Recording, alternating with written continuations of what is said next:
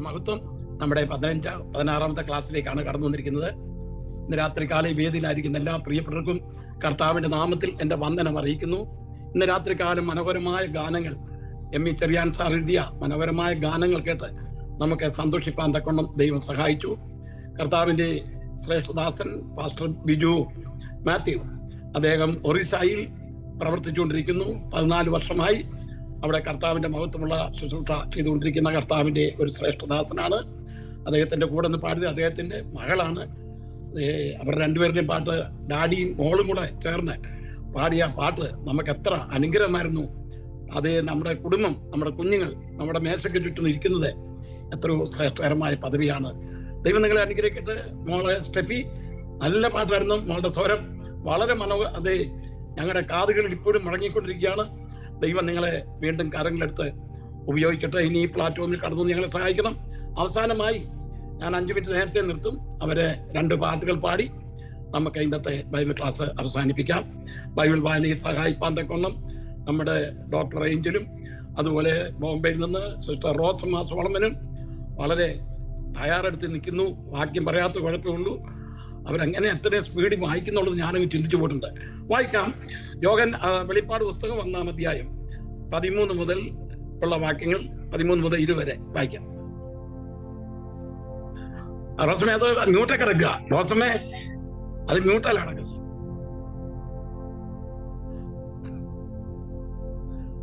റോസമേ, കേൾക്കാൻ മേല. റോസമ്മോ, കേൾക്കത്തില്ലല്ലോ, എന്ത് പറ്റി?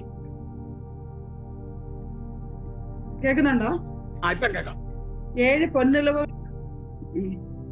7 പൊൻനിലവിളക്കുകളെയും നിലവിളക്കുകളുടെ നടുവിൽ നിലയെങ്കി ധരിച്ച് മാറത്ത് പൊൻകച്ച കെട്ടിയവനായി മനുഷ്യപുത്രനോട് സദൃശനായവനെയും കണ്ടു. അവന്റെ തലയും തലമുടിയും വെളുത്ത പഞ്ഞുപോലെ ഹിമത്തോളം വെള്ളയും, കണ്ണ് അഗ്നിജ്വാലയ്ക്ക് ഒത്തതും, കാല് ഉലയിൽ ചുട്ടുപഴിപ്പിച്ച വെള്ളോടിന് സദൃശ്യവും, അവന്റെ ശബ്ദം പെരുവെള്ളത്തിന് ഇരച്ചിൽ പോലെയുമായിരുന്നു. അവന്റെ വലം കൈയിൽ 7 നക്ഷത്രമുണ്ട്. അവന്റെ വായിൽ നിന്ന് മൂർച്ചയേറിയ ഇരുവായ്ക്കലുള്ള വാൾ പുറപ്പെടുന്നു. അവന്റെ മുഖം സൂര്യൻ ശക്തിയോടെ പ്രകാശിക്കുന്ന പോലെ ആയിരുന്നു. അവനെ കണ്ടിട്ട് ഞാൻ മരിച്ചവനെ പോലെ അവന്റെ കാൽക്കൽ വീണു. അവന്റെ വലം കൈ എന്റെ മേൽ വെച്ചു. ഭയപ്പെടേണ്ട, ഞാൻ ആദ്യനും അന്ത്യനും ജീവനുള്ളവനും ആകുന്നു. ഞാൻ മരിച്ചവനായിരുന്നു, എന്നാൽ ഇതാ എന്നേക്കും ജീവിച്ചിരിക്കുന്നു. മരണത്തിന്റെയും പാതാളത്തിന്റെയും താക്കോൽ എന്റെ കൈവശമുണ്ട്. നീ കണ്ടതും ഇപ്പോൾ ഉള്ളതും ഇനി സംഭവിപ്പാൻ ഇരിക്കുന്നതും എന്റെ വലം കയ്യിൽ കണ്ട 7 നക്ഷത്രത്തിന്റെ മർമ്മവും 7 പൊൻനിലവിളക്കിന്റെ വിവരവും എഴുതുക. 7 നക്ഷത്രം 7 സഭകളുടെ ദൂതന്മാരാകുന്നു. 7 നിലവിളക്ക് 7 സഭകൾ ആകുന്നു എന്ന് കൽപ്പിച്ചു. ദൈവത്തിന് സ്തോത്രം.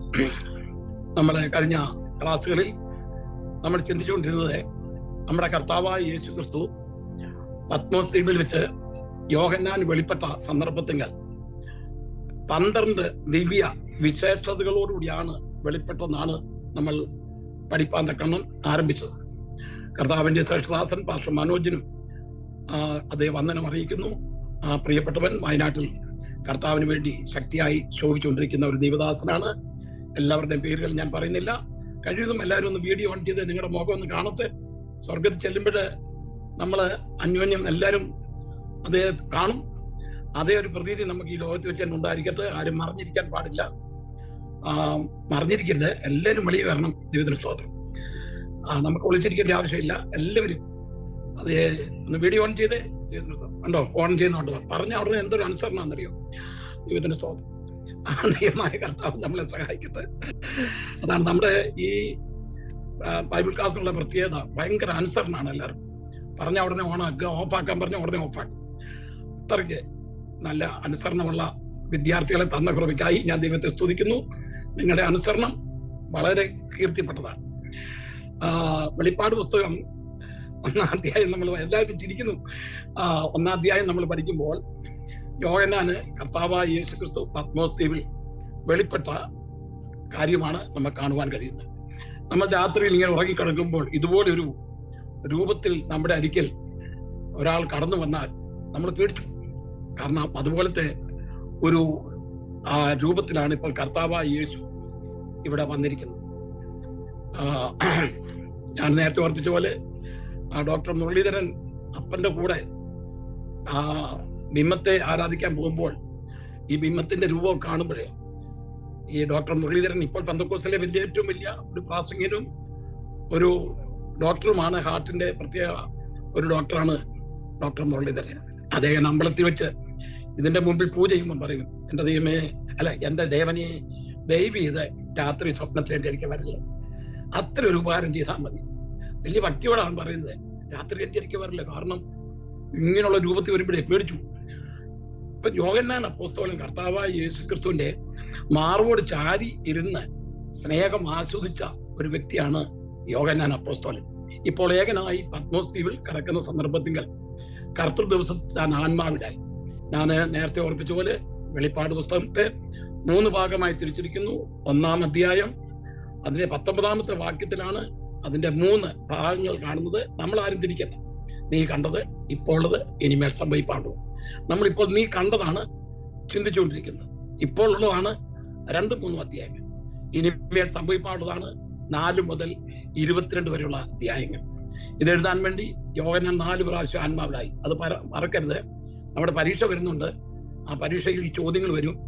ആ പരീക്ഷയിൽ പാസ്സാകുന്നവർക്ക് 1-ാം സമ്മാനം, 2-ാം സമ്മാനം, 3-ാം സമ്മാനമുണ്ട്. അതുകൊണ്ട് ഇത് കുഞ്ഞുകളിയാണെന്ന് ആരും വിചാരിക്കരുത്. നമ്മുടെ SCA പാസ്റ്റർ ഉണ്ടല്ലോ, വളരെ സ്ട്രിക്റ്റ് ആണ്. അതുകൊണ്ട് ഈ പേപ്പറൊക്കെ അദ്ദേഹമാണ് ശോധന ചെയ്യുന്നത്. കുറച്ച് ഈ 1-ാം അധ്യായവും 2-3 അധ്യായം കഴിയുമ്പോൾ ഉടനെ ഒരു എക്സാമിനേഷനാണ്. 15 ചോദ്യങ്ങളാണ്. മലങ്കര ക്രിസ്ത്യൻ ചർച്ചില് ആ എക്സാമിനേഷൻ വിട്ടു. 1-ാമത്തെ എക്സാം കഴിഞ്ഞ് 2-ാമത്തെ എക്സാം വരുന്നു. അവര് പലരും 1-ാം സമ്മാനമൊക്കെ പറഞ്ഞു കേട്ടാലേ നിങ്ങൾ പേടിച്ചു. അതുകൊണ്ട് അതൊന്നും ഇപ്പം പറഞ്ഞില്ല. കാശ് അവാർഡാണ്, കാശ് അവാർഡ്. അതുകൊണ്ട് നിങ്ങളെല്ലാവരും ഒരുക്കത്തോടെ ഇരിക്കണം. ദൈവമക്കള്, അത് നമ്മുടെ പഠനം വൃഥാവായി പോകരുത്. അപ്പം വെളിപ്പാട് പുസ്തകത്തെ എത്ര ഭാഗമായി തിരിച്ചിരിക്കുന്നുള്ള ഒരു ചോദ്യം. നീ 1-ാം അധ്യായം 19-ാം വാക്യം, നീ കണ്ടത്, ഇപ്പോൾ ഉള്ളത്, ഇനിമേൽ സംഭവിപ്പാണ്.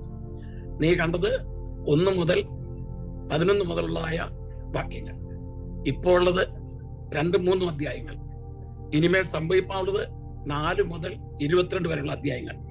ഇത് എഴുതാൻ വേണ്ടി യോഹന്നാൻ അപ്പോസ്തലൻ 4 പ്രാവശ്യം ആത്മാവിലായി. ഇത് എഴുതാൻ വേണ്ടി 1-ാം പ്രാവശ്യം ആത്മാവിലായത്. ഇതൊക്കെ പരീക്ഷയ്ക്ക് വരുന്നത്. ഞാൻ നിങ്ങളെ ഒന്ന് ഹെൽപ്പ് ചെയ്യാണ്. 1-ാം പ്രാവശ്യം എങ്കിലേ എന്താ മുഖത്തൊരു സന്തോഷമില്ലല്ലോ. ഉണ്ട്. 1-ാം പ്രാവശ്യം ആത്മാവിലായത് 1-ാം അധ്യായം 10-ാമത്തെ വാക്യം, കർത്തൃ ദിവസം ഞാൻ ആത്മാവിലായി. 2-ാം പ്രാവശ്യം ആത്മാവിലായത് 4-ാം അധ്യായം 2-ാമത്തെ വാക്യം, അത് ഇവിടെ കയറി വരുവീൻ എന്ന് പറഞ്ഞപ്പോൾ ആത്മാവിൽ സ്വർഗത്തിലേക്ക് എടുക്കപ്പെട്ടു. 3-ാം പ്രാവശ്യം ആത്മാവിലായത് 17-ാം അധ്യായം 3-ാമത്തെ വാക്യം. ആ ആത്മാവിലായപ്പോൾ കാണുന്ന കാഴ്ച അന്ത്യക്രിസ്തുവിന്റെ മണവാട്ടിയാണ്. 4-ാം പ്രാവശ്യം ആത്മാവിലായത് വെളിപ്പാട് പുസ്തകം 22-ാം അധ്യായം 10-ാമത്തെ വാക്യം. അവനെ ആത്മാവിൽ ഉയർന്നൊരു മലയിൽ കൊണ്ടുപോയി. ആ സമയത്ത് കാണുന്നത് കർത്താവിന്റെ കാന്ത സ്വർഗത്തിൽ നിന്ന് ഇറങ്ങി വരുന്ന കാഴ്ച. ഇങ്ങനെ 4 പ്രാവശ്യം ആത്മാവിലായി. ഇപ്പോൾ നമ്മൾ 1-ാം ഭാഗമാണ് ചിന്തിച്ചുകൊണ്ടിരിക്കുന്നത്. ഈ 1-ാം അധ്യായം 13 മുതലുള്ള വാക്യങ്ങൾ നമ്മൾ വായിക്കുമ്പോൾ യേശുക്രിസ്തുവിന്റെ 12 ദിവ്യ വിശേഷതകൾ നമുക്ക് കാണുവാൻ കഴിയും. അത് പരീക്ഷയ്ക്ക് വരുന്ന, അതുകൊണ്ട് അത് പഠിച്ചിട്ട് വേണം നമുക്ക് മുൻപോട്ട് പോകാൻ.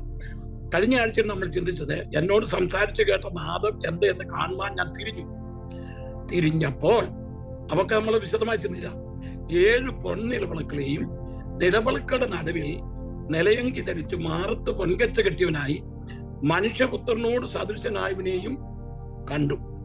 അതിൽ 1-ാമത്തെ തന്റെ വേഷം നിലയങ്കി ധരിച്ചിരിക്കുന്ന, അത് നമ്മൾ കഴിഞ്ഞ ആഴ്ച വിശദമായിട്ട് പഠിച്ചു. നിലയങ്കി എന്നുള്ളത് മഹാപുരോഹിതന്റെ വേഷമാണ്. നിലയങ്കി എന്നുള്ളത് പുറപ്പാട് പുസ്തകം 28-ാം അധ്യായം വായിക്കുമ്പോൾ ആ മഹാപുരോഹിതന്റെ വേഷത്തെ കുറിച്ച് നമുക്ക് കാണുവാൻ കഴിയും. അപ്പം ആ നിലയങ്കി എന്ന് പറയുന്നത് 2 പാളിയായ വസ്ത്രമാണെന്നും അത് 2 ബട്ടൺസ് കൊണ്ട് ചുമൽക്കണ്ടത്തിൽ കൂട്ടി ബന്ധിച്ചിരിക്കുകയാണെന്നും നമ്മൾ കഴിഞ്ഞ ആഴ്ച പഠിച്ചു. ആ 2 ബട്ടൺസിൽ ഇസ്രായേൽ ഗോത്രം 12ന്റെയും പേരുകൾ അവരുടെ ക്രമം അനുസരിച്ച്, ഒരു ബട്ടൺസിൽ 6 പേരുടെ പേരും, മറ്റേ ബട്ടൺസിൽ ഗോമത കല്ലുകൊണ്ടുള്ള ബട്ടൺസാണ്. ഒരു ബട്ടൺസിൽ 6 ഗോത്രങ്ങളുടെ പേരും മറ്റേ ഗോത്രത്തിൽ 6 ഗോത്രങ്ങളുടെ പേരും, ഇങ്ങനെ 12 ഗോത്രങ്ങളുടെ പേരെഴുതിയാണ് മഹാപുരോഹിതൻ അതിപരിശക്തി എന്ന് കൈമലർത്തി പ്രാർത്ഥിക്കുന്നത്. ദൈവം ഇപ്രകാരം പറഞ്ഞു, എന്റെ ദാസൻ അഹരോൻ ജനത്തിനു വേണ്ടി പ്രാർത്ഥിക്കുമ്പോൾ ഇസ്രായേൽ ജനം 12നെയും അവന്റെ തോളിൽ വഹിച്ചിരിക്കണം. അത് നിഴലാണ് നമ്മുടെ സാക്ഷാത്തായ മഹാപുരോഹിതൻ, നമ്മുടെ കർത്താവായ യേശുക്രിസ്തു.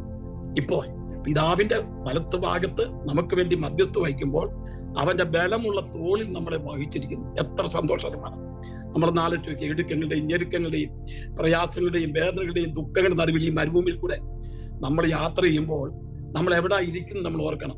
അവന്റെ ബലമുള്ള തോളിലാണ് നമ്മൾ ഇരിക്കുന്നത്. ആകാശത്തിൽ കൂടി കടന്നുപോയ ഒരു ശ്രേഷ്ഠ മഹാപുരോഹിതൻ നമുക്കുള്ളതുകൊണ്ട് നാം നമ്മുടെ സ്വീകാരം മുറുകെ പിടിച്ചുകൊള്ളുക. യേശു എവിടെയാണ് ഇരിക്കുന്നത്? പിതാവിന്റെ വലത്തുഭാഗത്തായിരിക്കുന്നത്. മർക്കോസിന്റെ സുവിശേഷം 16-ാം അധ്യായം അവസാന വാക്യങ്ങൾ നമ്മൾ വായിക്കുന്ന അവൻ സ്വർഗത്തിലേക്ക് ആരോഹണം ചെയ്ത് പിതാവിന്റെ വലത്ത് ഭാഗത്ത് ഇരുന്നു. അതുപോലെ എബ്രായ ലേഖനം 8-ാം അധ്യായം 9-ാം അധ്യായം 10-ാം വാക്യം 10-ാം അധ്യായം ഇതിന്റെ ആരംഭ വാക്യങ്ങൾ വായിക്കുമ്പോൾ അവൻ പിതാവിന്റെ വലത്ത് ഭാഗത്തിരിക്കുന്നു. എബ്രായ ലേഖനം 12-ാം അധ്യായം അതേ 2-3 വാക്യങ്ങൾ നമ്മൾ വായിക്കുമ്പോൾ പിതാവിന്റെ വലത്ത് ഭാഗത്ത് അവൻ ഇരിക്കുന്നു. നമ്മുടെ സ്തേഫാനോസ് 7-ാം അധ്യായം അപ്പോസ്തലപ്രവൃത്തി ഈ വാക്യങ്ങളൊക്കെ പറഞ്ഞുകൊണ്ട് ഞാനൊന്ന് ആവർത്തനമായിട്ട് പറയുന്നു മാത്രം. അപ്പോസ്തലപ്രവൃത്തി 7-ാം അധ്യായം 56-ാമത്തെ വാക്യത്തിൽ സ്തേഫാനോസ് സ്വർഗത്തേക്ക് നോക്കിയപ്പോൾ നമ്മുടെ കർത്താവായ യേശു ക്രിസ്തു ദൈവസിംഹാസനത്തിന്റെ വലത്തുഭാഗത്ത് എഴുന്നേറ്റ് നിൽക്കുന്നു. സ്തേഫാനോസിന്റെ ആത്മാവിനെ സ്വീകരിപ്പാൻ നമ്മൾ എത്ര ഭാഗ്യവാന്മാരാണ്. നമ്മുടെ ജീവിതത്തിൽ നമ്മൾ വിചാരിക്കും എനിക്ക് ആരുമില്ല, എനിക്ക് വലിയ പ്രയാസമാണ്, ദുഃഖമാണ് എന്നൊക്കെ വിചാരിച്ച് നമ്മൾ കരയുന്ന പ്രിയപ്പെട്ടവരില്ലേ? ഭൂലോകത്തിൽ എനിക്ക് ആരുമില്ലെന്നൊക്കെ പറഞ്ഞ് സാക്ഷി പറയുന്ന അമ്മമാരില്ലേ?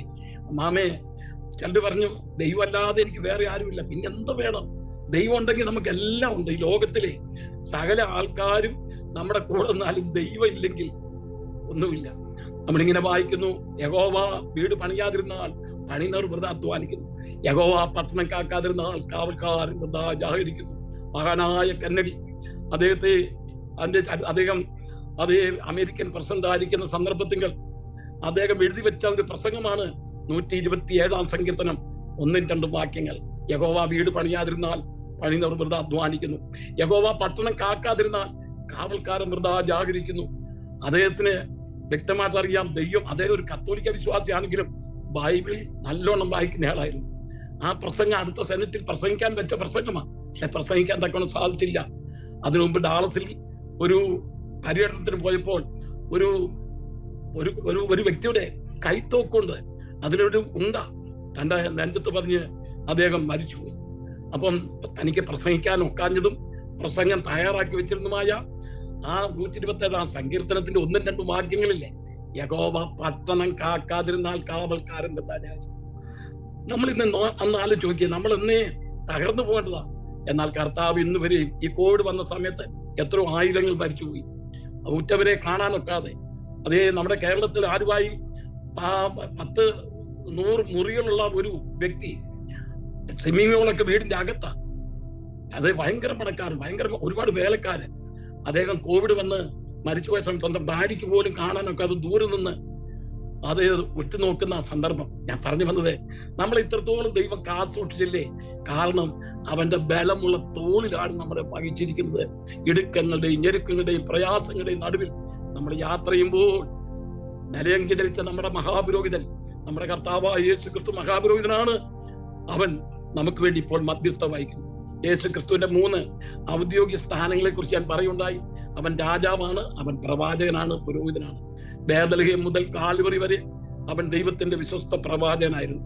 കാൽവറി മുതൽ കർത്താവായ യേശു ക്രിസ്തുവിന്റെ വരവ് വരെ ഇപ്പോൾ ദൈവത്തിന്റെ വലത്തുഭാഗത്ത് ഇരുന്നുകൊണ്ട് മഹാപുരോഹിതനായി നമുക്ക് വേണ്ടി മധ്യസ്ഥത വഹിച്ചുകൊണ്ടിരിക്കുന്നു. ഇനി അവൻ വരുമ്പോൾ രാജാക്കന്മാരുടെ രാജാവായിട്ടാണ് വരുവാൻ പോകുന്നത്, നമ്മെ സ്വീകരിക്കാൻ. അപ്പോൾ ഇന്ന് ഈ പ്ലാറ്റ്ഫോമിൽ ഇരിക്കുന്ന പ്രിയപ്പെട്ടവര് പകലത്തെ ജോലിയൊക്കെ കഴിഞ്ഞ് വിഷമിച്ച് അത് ഇന്ന് രാത്രികാലം ലീഡ് ചെയ്ത നമ്മുടെ പാസ്റ്റർ എസ്ഐയുടെ മകനെ ഡോൺ ഡാനിയലിനെ ഓർത്ത് ഞാൻ ദൈവത്തെ സ്തുതിക്കുന്നു. എത്ര മനോഹരമായി അപ്പന്റെ പാതയെ പിൻപറ്റിക്കൊണ്ട് അപ്പൊ ആ പ്രിയ പിതാവ് ശുശ്രൂഷയ്ക്ക് കടന്നുപോയിരിക്കുന്ന ആ സന്ദർഭത്തിങ്കൽ ഇത്ര മനോഹരമായി ലീഡ് ചെയ്യാൻ തക്കവണ്ണം ഇടയായി തീർന്നത് പ്രിയപ്പെട്ട മോൻ അറിയാം. ഞാൻ മഹാപുരോഹിതനാകുന്ന യേശു ക്രിസ്തുവിന്റെ ബലമുള്ള തോളിലാണ് ഇരിക്കുന്നത്. ആ ഒരാശ്രയം നമുക്കുണ്ടെങ്കിൽ നമുക്ക് പേടിപ്പാനില്ല. ഒന്ന്, അവൻ നിലയങ്കി ധരിച്ചുകൊണ്ടിരിക്കുന്നു. യോഹന്നാൻ കാണുകയാണ് നിലയങ്കി ധരിച്ച്. രണ്ടാമത് നമ്മൾ വായിക്കുക, രണ്ടാമത്തെ വിഷയമാണ്. തുടർന്നുള്ള വിഷയം നമ്മൾ ഓരോന്നായിട്ട് ചുരുക്കമായി ചിന്തിക്കാൻ പോവുകയാണ്. രണ്ടാമത്തെ വിഷയമാണ് മാറത്ത് പൊൻകച്ച കെട്ടിയവനായി. നമ്മുടെ കർത്താവായ യേശു ക്രിസ്തുവിന്റെ മാറത്ത് പൊൻകച്ച കെട്ടിയിരിക്കുന്നു. മാറത്ത് പൊൻകച്ച കെട്ടിയിരിക്കുന്നു. അത് എത്ര അനുഗ്രഹിക്കപ്പെട്ട ഒരു ഭാഗമാണ് നമുക്ക് കാണുവാൻ തക്കവണ്ണം കഴിയുന്നത്. നമുക്കൊന്ന് വായിക്കാം. യെശയ്യാ പ്രവചനം 11-ാം അധ്യായം 5-ാമത്തെ വാക്യം ഒന്ന് വായിക്കാം. നിങ്ങൾ രണ്ടുപേരും ആരെങ്കിലും വായിക്കാം. നീതി അവന്റെ നടുക്കെട്ടും വിശ്വസ്തത അവന്റെ അരക്കച്ചയുമായിരിക്കും. നീതി അവന്റെ നടുക്കെട്ടും വിശ്വസ്തത അവന്റെ അരക്കച്ചയുമാകുന്നു. അരക്കച്ച ശുശ്രൂഷയെ കാണിക്കുകയാണ്. ഇവിടെ മാറത്ത് പൊൻകച്ച കെട്ടിയിരിക്കുകയാണ്. നമ്മുടെ കർത്താവായ യേശു ക്രിസ്തു, നമ്മൾ യോഹന്നാന്റെ സുവിശേഷം 13 മുതൽ 17 വരെയുള്ള അധ്യായങ്ങൾ വായിക്കുമ്പോൾ യേശു ക്രിസ്തു ആ മാളിക മുറിയിൽ നടത്തിയ സംഭാഷണമാണ് കാണുവാൻ തക്കൊണ്ട് കഴിയുന്നത്. യോഹന്നാന്റെ സുവിശേഷം 13-ാം അധ്യായം മുതൽ 17-ാം അധ്യായം വരെ അവിടെ തന്റെ ശിഷ്യഗണങ്ങൾ കൂടി വന്നിരിക്കുകയാണ്.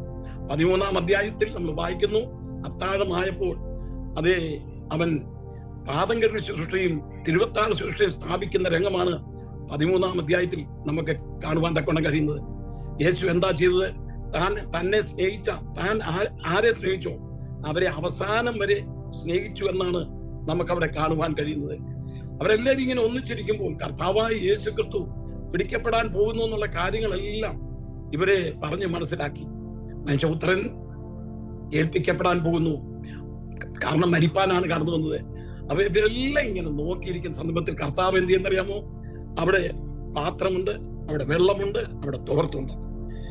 അവിടെ ഈ പാദം കഴുകൽ ശുശ്രൂഷ നടത്തുന്ന സന്ദർഭത്തിൽ യഹൂദന്മാരുടെ പ്രമാണം എന്താന്ന് ചോദിച്ചാൽ, ദരിദ്രൻ, പാവപ്പെട്ടവൻ വലിയവന്റെ പാദം കഴുകണം.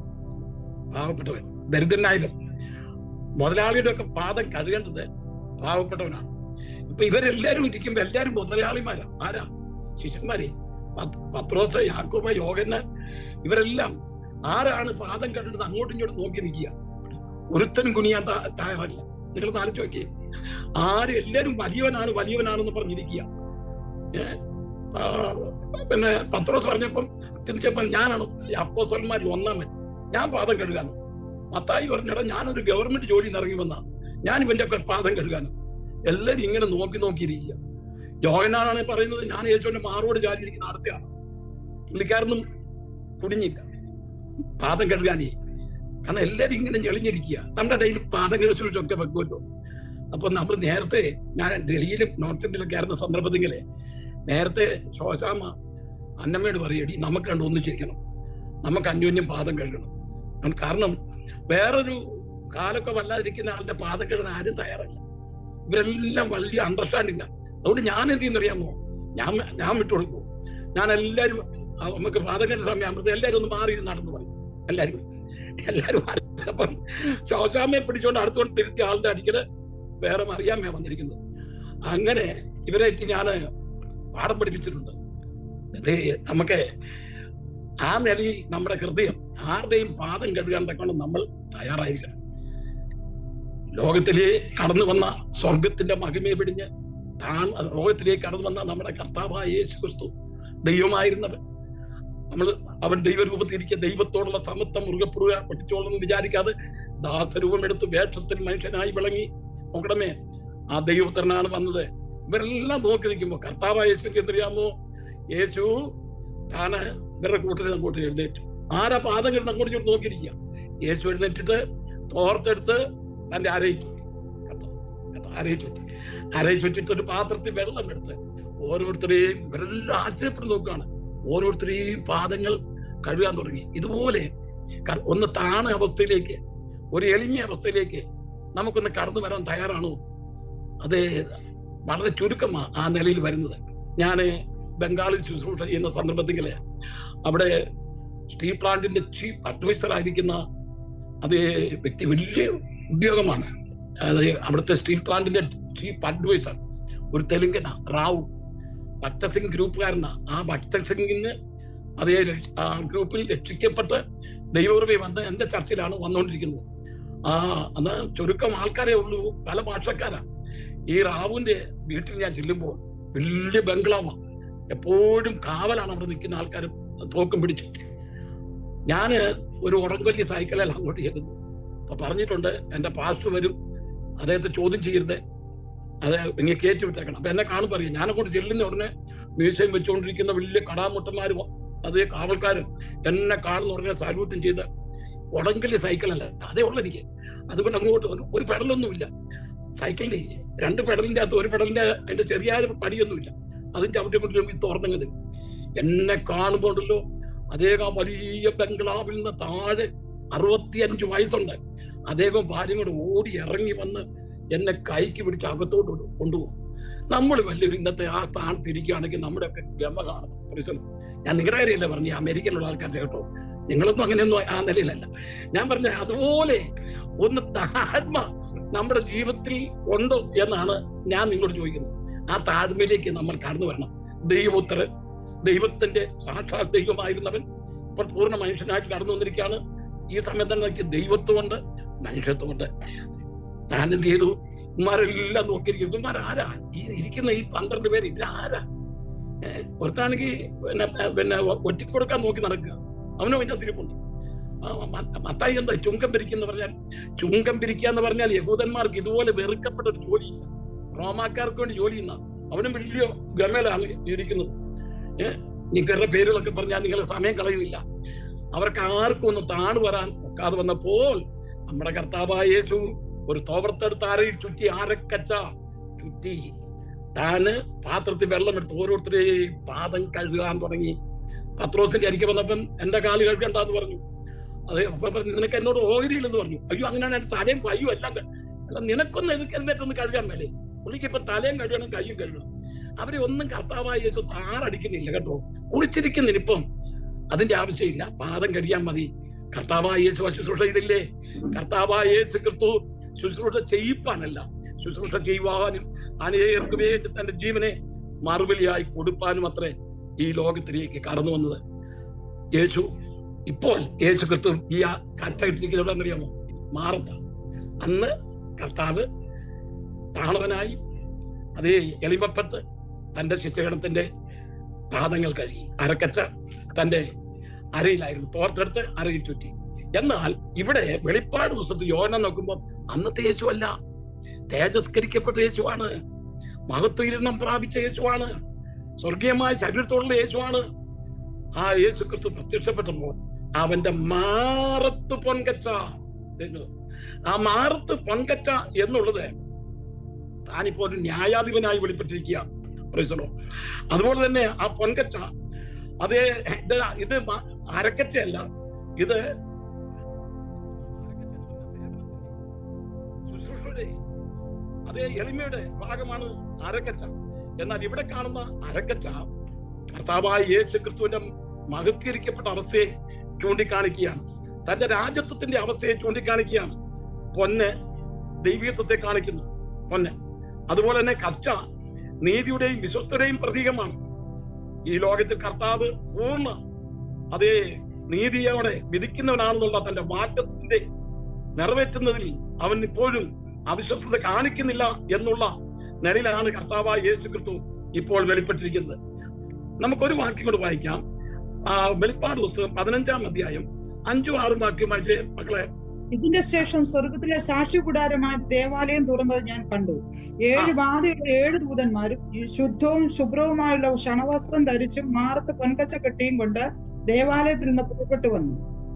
കേട്ടോ, അവിടെ മാറത്ത് പൊൻകച്ച കെട്ടിയിരിക്കുന്ന ആ വാക്യം ഒന്നര വായിച്ചേ. ഒന്നര വായിച്ചേ. മാറത്ത് പൊൻകച്ച കെട്ടിയും കൊണ്ട് ദേവാലയത്തിൽ നിന്ന് പുറപ്പെട്ടു വന്നു. അല്ല, ആദ്യം മുതൽ വായിച്ചേ. ഇതിന്റെ ശേഷം സ്വർഗത്തിലെ സാക്ഷി കൂടാരമായ ദേവാലയം തുറന്നത് ഞാൻ കണ്ടു. 7 ബാധയുള്ള 7 ദൂതന്മാരും ശുദ്ധവും ശുഭ്രവുമായുള്ള ക്ഷണവസ്ത്രവും ധരിച്ചും മാറത്ത് പൊൻകച്ച കെട്ടിയും കൊണ്ട് ദേവാലയത്തിൽ നിന്ന് പുറപ്പെട്ടു വന്നു. നിങ്ങൾ ശ്രദ്ധിക്കണം, ഇവിടെ മാറത്ത് പൊൻകച്ച കെട്ടിയ 7 ദൂതന്മാരെ കാണുന്നു. അവരുടെ 7 ക്രോധ കലശങ്ങൾ കൊടുത്തിട്ടുണ്ട്, ഈ ഭൂമിയെ ന്യായം വിധിക്കാൻ പോകും. അപ്പൊ ഇവിടെയും ഈ മാറത്ത് പൊൻകച്ച കെട്ടിയ 7 ദൂതന്മാർ, അവരുടെ കയ്യിൽ ക്രോധ കലശങ്ങൾ, 7 ക്രോധ കലശങ്ങൾ, 7 മുദ്രകളുണ്ട്. അതൊക്കെ നമ്മൾ പൊട്ടിക്കാൻ പോവാണ്. ഈ വെളിപ്പാട് ദിവസം പഠിച്ചു പോകുമ്പോഴേ 1-ാം ദിവസം തന്നെ ഇതെല്ലാം കൂടെ പൊട്ടിക്കാൻ ഒക്കത്തില്ല. പൊട്ടിക്കാൻ പറ്റുമോ? ഇതിന് മോളെ പറ്റത്തില്ല, മോള് പറയുന്നുണ്ട്. കാരണം മോള് പിന്നെ പാർലമെന്റ് ഒക്കെ പഠിച്ച് കാര്യങ്ങൾ അറിയാവുന്നൊരു കുഞ്ഞാണ്. അപ്പൊ ഇതൊന്നും ഒന്നിച്ച് പെട്ടെന്ന് പൊട്ടിക്കാൻ നോക്കത്തില്ലെന്ന് ഏഞ്ചൽ മോള് പറഞ്ഞു. അപ്പം ഇപ്പൊ ഞാൻ എല്ലാം കൂടെ പൊട്ടിച്ച് കഴിഞ്ഞാൽ ഇവിടുത്തെ അവസ്ഥ എന്തായിരിക്കും? പൊക്കത്തില്ല കേട്ടോ. അത് നമ്മൾ പതുക്കെ പതുക്കെ പൊട്ടിക്കാം. അപ്പൊ 7 മുദ്രകൾ തുറക്കുന്നു, പൊട്ടിക്കുന്നു. 7 ക്രോധ കലശങ്ങൾ, ഇങ്ങനെ ഏതേത് കൊണ്ട് നിറഞ്ഞിരിക്കുന്ന ഒരു പുസ്തകമാണ് വെളിപ്പാട് പുസ്തകം. ഇപ്പോൾ 7 ദൂതന്മാർക്ക് ദൈവത്തിന്റെ ക്രോധമടങ്ങിയ 7 ക്രോധ കലശങ്ങൾ കൈ കൊടുത്തിരിക്കുന്നു. അപ്പൊ അവരുടെ മാറത്തഞ്ച് എന്തുണ്ട്? പൊൻകച്ച ഉണ്ടെന്നുള്ളതാണ് കാണുന്നത്. മാറത്ത് പൊൻകച്ച. അപ്പൊ മാറത്ത് പൊൻകച്ച കാണിക്കുന്നത് ന്യായവിധിയാണ് കാണിക്കുന്നത്. ഇത് കൃപയുടെ കാലമാണ്. നമ്മുടെ കർത്താവ് കൃപായുഗത്തിൽ നമുക്ക് അതേ അനേക കൃപകൾ തന്ന് നമ്മളെ നിലനിർത്തിയിരിക്കുന്ന ദൈവത്തിന്റെ സ്നേഹം എത്ര വലുതാണ്. എന്നാൽ കൃപയുടെ കാലം തീരുന്ന ഒരു സന്ദർഭമുണ്ട്. വെളിപ്പാട് പുസ്തകം 4-ാം അധ്യായത്തിൽ നമ്മൾ വായിക്കുമ്പോൾ സഭ സ്വർഗത്തിലേക്ക് എടുക്കപ്പെടുന്നു. എന്തുകൊണ്ട്? യെശയ്യാപ്രവചനം വായിക്കുന്നു, എന്റെ ജനമായുള്ളവരെ, ക്രോധം കഴിഞ്ഞു പോകുള്ളൂ, അല്പസമയത്ത് അറയിൽ പ്രവേശിച്ച് വാതിൽ അടച്ച് ഒളിച്ചിരിക്കുക. മത്തായി സുവിശേഷം 21-ാം അധ്യായത്തിൽ വായിക്കുന്നു, ലോകാരംഭം മുതൽ ഇന്ന് വരെ സംഭവിച്ചിട്ടില്ലാത്തതും ഇനിമേൽ സംഭവിക്കാത്തതുമായ വലിയ കഷ്ടമുണ്ടാകും. ആ മഹോദരകാലത്തെ കുറിച്ചുള്ളൊരു നീണ്ട പഠനം നമ്മൾ എടുക്കുന്നുണ്ട്. പതുക്കെ പതുക്കെ നമ്മൾ പഠിച്ച് മുൻപോട്ട് പോകാം. ഞാൻ 4 സ്ഥലത്ത് വെളിപ്പാട് ദിവസം ക്ലാസ് എടുക്കുന്നുണ്ട്. ചില സ്ഥലങ്ങളിൽ ഇപ്പം 58-60 ക്ലാസ്സായി. തൂലിക TV-യിൽ 56 ക്ലാസ്സുകൾ കഴിഞ്ഞു. അതുപോലെ വേറെയും നാളെ ഞാൻ തിരുവനന്തപുരത്ത് ക്ലാസ് എടുക്കുന്നു. അവിടെ തുടങ്ങിയതേ ഉള്ളൂ. ഞാൻ പറഞ്ഞു വന്നതിന് താല്പര്യം ഇന്നാ തിരുവനന്തപുരം, നാളെ കുമ്പനാട്ടം. അപ്പൊ ഞാൻ പറഞ്ഞു വന്നതിന്റെ താല്പര്യം എന്താണെന്ന് ചോദിച്ചാൽ, 7 ക്രോധ കലശങ്ങൾ നിറഞ്ഞ ഈ ദൂതന്മാർ വന്നപ്പോൾ അവരുടെ മാറത്ത് പൊൻകച്ച കെട്ടിയിരിക്കുന്ന കാഴ്ച. ആ പൊൻകച്ച ന്യായവിധി. പൊന്ന് ദൈവത്വത്തെ കാണിക്കുന്നു. അതേ പൊൻകച്ച. അപ്പം ആ ദൈവികത്വം, അവന്റെ രാജ്യത്വം ചൂണ്ടിക്കാണിക്കുന്നു. വിദ്വാൻമാർ കാഴ്ചവെച്ചപ്പോൾ നിങ്ങൾ ശ്രദ്ധിക്കണം, 3 വസ്തുക്കളാണ് കാഴ്ചവെച്ചത്: പൊന്ന്, മൂര്, കുന്തിരുക്കം. പൊന്ന് യേശു രാജാവാണെന്നുള്ളതാണ് ചൂണ്ടിക്കാണിക്കുന്നത്. രാജാവായ കർത്താവായ യേശു ക്രിസ്തുവിന്റെ ദൈവികത്വം നമുക്കിവിടെ കാണുവാൻ തക്കരം കഴിയുന്നു. നെബൂഖദ്നേസർ കണ്ട രാജാവ് കണ്ട ബിംബം, അതേ തല ആ പൊന്നുകൊണ്ടുള്ളതാണ് എന്നാണ് നമ്മൾ കാണുവാൻ തക്കം കഴിയുന്നത്. പൊന്നെപ്പോഴും രാജ്യത്വത്തെ കാണിക്കുന്നു, വിശാലമായ സാമ്രാജ്യത്തെ കാണിക്കുന്നു. പൊന്ന് ദൈവികത്വത്തെ കാണിക്കുന്നു. പൊന്ന് ദൈവ ശക്തിയുടെ പ്രതീകമായ കർത്താവായ യേശു ക്രിസ്തു അവന്റെ മാറത്ത് കാണുന്ന കച്ചയുണ്ടല്ലോ, പൊൻകച്ച, അവൻ വിശ്വസ്തയോടെ ന്യായം വിധിക്കുന്നവനാണെന്ന് ചൂണ്ടിക്കാണിക്കുകയാണ്. അവന്റെ വിധി എപ്പോഴും ന്യായമാണെന്ന് ഉള്ളതാണ് അവിടെ നമുക്ക് കാണുവാൻ കഴിയുന്നത്. ക്രിസ്തു രാജാക്കന്മാരിലും രാജാവാണ്. അവൻ ന്യായം വിധിക്കും. എവിടാണ് ഇപ്പം കാണുന്നത്? സഭയുടെ നടുവിലാണ് നടക്കുന്നത്. നിങ്ങൾ ആലോചിക്കണം, സഭയുടെ നടുവിൽ. നിങ്ങൾ ആലോചിച്ച് നോക്കിയേ, ഇപ്പൊ 2-3 പേർ എന്റെ നാമത്തിൽ കൂടി വരുന്നവരുടെ നടുവിൽ 7 പൊൻനിലവിളക്കെന്ന് പറഞ്ഞ 7 സഭയാണ്. 7 പൊൻനിലവിളക്കയുടെ നടുവിൽ നിലയങ്കി ധരിച്ച് മാറത്ത് പൊൻകച്ച കെട്ടി കർത്താവ് ഉലാത്തിക്കൊണ്ടിരിക്കുന്നു. ഇപ്പൊ നമ്മുടെ കർത്താവായ യേശു ക്രിസ്തു നമ്മുടെ സഭയുടെ നടുവിൽ കൂടെ ഇങ്ങനെ ഉലാത്തിക്കൊണ്ടിരിക്കുകയാണ്. ഞാൻ കുറച്ചുകൂടെ കഴിയുമ്പോൾ ഇത് കുറച്ചുകൂടെ വിശദീകരിക്കാം. അവൻ നമ്മുടെ മധ്യേ ഉലാവിക്കൊണ്ടിരിക്കുകയാണ്. എന്ത്? ദൈവം ശിക്ഷിക്കുന്നവനാണ്. അതേ പാപം ചെയ്തിട്ട് അയോഗ്യമായി അപ്പം തിന്നുകയോ കർത്താവിന്റെ പാദഭാഗത്ത് കുടിക്കുകയോ ചെയ്യുന്നവനെല്ലാം കർത്താവിന്റെ ശരീരവും രക്തവും സംബന്ധിച്ച് കുറ്റക്കാരായിത്തീരും.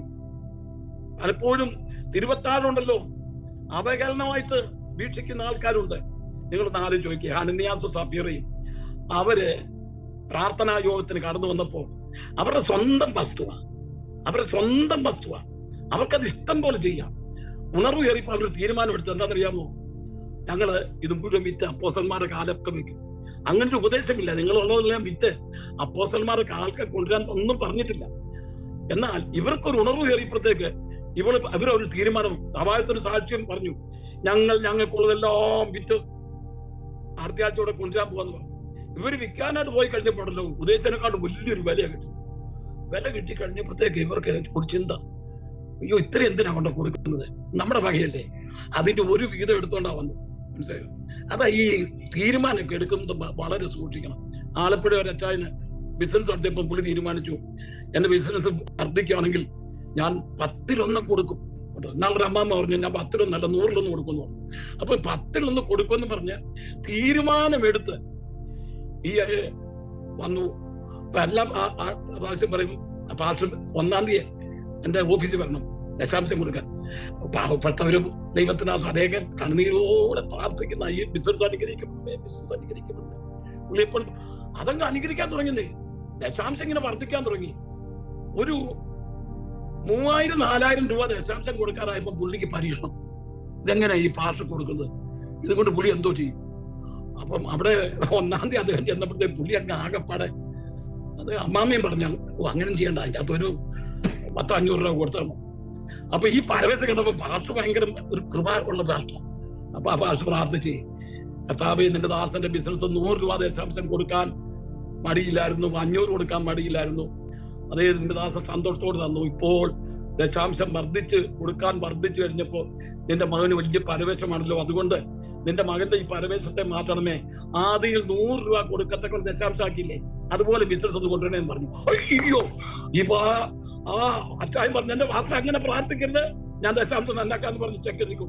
ഞാൻ പറഞ്ഞു വന്നതിന്റെ താല്പര്യം അനന്യാസിനോട് സഫീരോടും എല്ലാം പറഞ്ഞു. അവര് ഈ നിലം വിറ്റ് വലിയൊരു എമൗണ്ട് ആയിട്ടാണ് കൊണ്ട് ചെയ്യുന്നത്. പത്രോസ് അന്ന് കൃപാവരം ജനിച്ചില്ലായിരുന്നു. നിങ്ങൾ ആലോചിക്ക്, പത്രോസിന്റെ മേൽ കൃപാവരം ജോലിച്ചില്ലായിരുന്നു എങ്കിൽ ഈ അച്ചായനും അമ്മാമ്മ ലേഡീസിന്റെ പ്രസിഡന്റ് ആയിരുന്നു. ഈ അച്ചായൻ സഭയുടെ ഏറ്റവും വലിയ സെക്രട്ടറി ആയിരുന്നു. സെക്രട്ടറിമാരുടെ നടപ്പായിട്ടുണ്ടോ? സഭയുടെ സെക്രട്ടറിമാര് അവരുടെ ഫയലും ഒക്കെ പിടിച്ചുകൊണ്ട് നടക്കുന്ന കണ്ടു കഴിഞ്ഞാൽ പാസ്റ്ററെക്കാട്ടിലും വലിയ പാസ്റ്റർ മൂലം ഭരണം നടത്തുക എന്നുള്ളതാണ് അവരുടെ ചിന്ത. ഞാൻ നിങ്ങളുടെ കാര്യമല്ലേ പറഞ്ഞത്, അമേരിക്കയിലുള്ള ഞങ്ങളുടെ സഭയിൽ സെക്രട്ടറി ഇല്ല, ഞങ്ങള് ക്ലർക്ക് എന്നാക്കിയിരിക്കുന്ന ക്ലർക്ക്. കാരണം നിങ്ങൾ ഈ സെക്രട്ടറി വെക്കരുത്, ക്ലർക്ക് എന്നാക്കൽ, എന്നിട്ട് ഇത് ആരും പിടിച്ചു പറിക്കത്തില്ല. ഞാൻ നല്ലൊരു ബുദ്ധിയാ പറഞ്ഞത്. ഞാൻ ചട്ടക്കോടിന്റെ ഒരു ശുശ്രൂഷനാണ്. സെക്രട്ടറി എന്ന് പറഞ്ഞൊരു പദവിയില്ല നാട്ടില്, അവർ തന്നെ ഉണ്ടാക്കിയതാ. സെക്രട്ടറി എന്നൊരു പദവിയില്ല, ക്ലർക്ക് എന്ന് പറഞ്ഞ ഒരുത്തരും വേണ്ട, കാരണം എഴുത്തുപിള്ള. അപ്പൊ ഞാന് ഈ തെരഞ്ഞെടുക്കുന്ന സമയത്ത് നമുക്കൊരു എഴുത്തുപിള്ളേ വേണമെന്നാ പറയുന്നത്. ക്ലർക്കെന്നും പറയത്തില്ല, ഒരു എഴുത്തുപിള്ള. ആരും മുന്നോട്ട് വരത്തില്ല. സെക്രട്ടറി എന്ന് പറഞ്ഞു കഴിഞ്ഞോണ്ടല്ലോ, അവര് പാസ്റ്ററെ ഭരിക്കുന്ന ആളെന്നുള്ള നിലയിട്ടാണ് ആ നടപ്പൊക്കെ ഒന്ന് കാണുന്നു. അയ്യോ, അഹങ്കാരം കയറി സഭയിൽ അവരുണ്ടാക്കുന്ന പ്രശ്നം. ഇപ്പം എന്നെ വേറൊരു കൺട്രിയിൽ നിന്ന് ആൾക്കാർ വിളിച്ചു, അവരുടെ സഭയെ വലിയ പ്രശ്നമാണ് ഉണ്ടാക്കുന്ന ആരാന്നറിയോ? സെക്രട്ടറി. അവിടെ നമുക്ക് മനസ്സിലേക്കല്ല കടന്നു വരുന്നത്. ഇത്രയ്ക്കോ അച്ചായ നിലമിച്ചത് ഇത്രയ്ക്ക് തന്നെ. എന്നാൽ ദൈവത്തിന്റെ ന്യായം മേൽ വീഴുന്നു, തകർത്തടിച്ചോണ്ട് വീണു. കുറച്ച് കഴിഞ്ഞപ്പോ അമ്മാമ്മയാണല്ലോ, ഇതൊന്നും അറിഞ്ഞില്ല, അമ്പർലായും പിടിച്ചോണ്ട് വരിക, യോഗത്തിന് വരിക. അമ്മാമ്മയോടും ചോദിച്ചു, ഇത്രയ്ക്കാണ് നിലമിച്ചത്? ആ ഇത്രയ്ക്ക് തന്നെ. ആ നീ പോ. ദൈവത്തിന്റെ ന്യായവിധി അവിടെ ഉണ്ടായി. ഈ സഭയുടെ 7 പൊൻനിലകൾക്ക് നടുവിലാണ് കർത്താവ് ഉലാവിക്കൊണ്ടിരിക്കുന്നത്. എങ്ങനെ? അവൻ നീതിയിൽ നീതിയോടെ വിധിക്കുന്നവൻ, അവൻ നീതിയിൽ ന്യായം വിധിക്കുന്നവൻ. ഇന്ന് രാത്രികാലം ദൈവത്തിന്റെ പൈതലെ ആരാധനയ്ക്ക് കടന്നു വരുമ്പോൾ, ദൈവത്തെ ആരാധിക്കുമ്പോൾ, ദൈവത്തെ സ്തുതിക്കുമ്പോൾ നിർമ്മലമായ ഒരു ഹൃദയത്തോടെ ആരാധിപ്പാൻ കൊണ്ടും ദൈവമായ കർത്താവ് നമുക്കിടയാക്കട്ടെ. ദാനിയേൽ പ്രവചനം 7:14 വാക്യം വായിക്കുമ്പോൾ, സകല വംശങ്ങളും ജാതികളും ഭാഷക്കാരും അവനെ സേവിക്കേണ്ടതിന് അവന് ആധിപത്യവും മഹത്വവും രാജ്യത്വവും ലഭിച്ചു. അവന്റെ ആധിപത്യം നീങ്ങിപ്പോകാത്ത നിത്യാധിപത്യവും അവന്റെ രാജ്യത്വം നശിച്ചു പോകാത്തതുമാകുന്നു. ദാനിയേൽ 7-ാം അധ്യായം ഒക്കെ നമ്മൾ പിന്നീട് ചിന്തിക്കാനുള്ളവനാ കേട്ടോ. അവിടെ വയോധികനായവൻ ഒരുത്തൻ ഇരുന്നു എന്നൊക്കെ നമ്മൾ വായിക്കുന്നുണ്ട്. അതേ, നമുക്കിപ്പോ ആ ഭാഗത്തേക്ക് കിടക്കണ്ട. വയോധികനായവൻ എന്ന് പറഞ്ഞാൽ വയസ്സിന്നവനല്ല, പുരാതനായവൻ, പണ്ടയുള്ളവൻ, ആദിയുള്ളവൻ, ആദിയും അന്തമായവൻ ഇരുന്ന് ന്യായം വിധിക്കുന്ന ഒരു രംഗമാണ് 7-ാം അധ്യായത്തിലേക്ക് കടന്നു വരുന്നത്.